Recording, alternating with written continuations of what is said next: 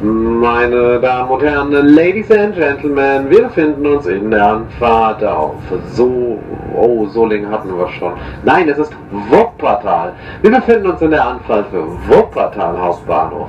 Sie haben Übergang zu den S- und Regionalbahnen in Richtung Remscheid, Gevelsberg, Hagen zur Wuppertaler Schwebebahn.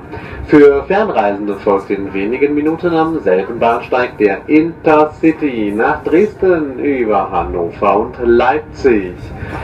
Ich verabschiede mich von allen Fahrgästen, die jetzt den Wuppertaler Hauptbahnhof aus- und oder umsteigen und wünsche Ihnen einen guten Start in diese tolle Woche. Nach einem kurzen Aufenthalt fahren wir dann weiter mit diesem Zug in Richtung Wuppertal-Oberbarmen mit Halt in Wuppertal-Barmen. Nächster Halt nun für Sie, Wuppertal Hauptbahnhof, Ausstieg in Fahrtrichtung rechts. Ich sage Tschüss, auf Wiedersehen, vielen Dank und bye bye. Meine Damen und Herren, Ladies and Gentlemen, wir erreichen dann in Kürze Wuppertal Hauptbahnhof. Sie haben Übergang zu den S- und Regionalbahnen in Richtung Remscheid, Gevelsberg oder Hagen zur Wuppertaler Schwebebahn. Für Fernreisende folgt in einigen Minuten am selben Bahnsteig der Intercity nach Dresden über Hannover und Leipzig.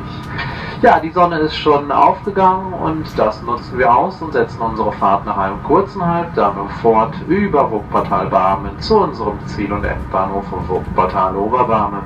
Nun für Sie Wuppertal Hauptbahnhof, der Ausstieg dort in Fahrtrichtung rechts.